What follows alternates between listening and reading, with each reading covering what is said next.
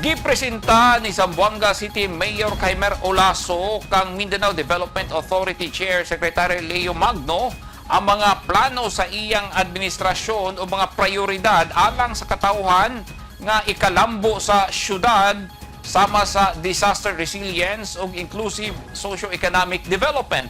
Naisgutan kini atol sa courtesy visit ni Secretary Magno sa City Hall sa Zamboanga o gipasalig na suportahan ang mga kaayuhan nga buhaton ni Mayor Olaso hilabi na sa flood control project o mga pasilidad sa airport. Bago lang nakasinati og baha ang Zamboanga City diin kapin 2,000 ka mga pamilya ang apektuhan. Ug sa ilang airport gikinahanglan ang passenger boarding bridge kon tube aron dili mahasol ang mga pasahero.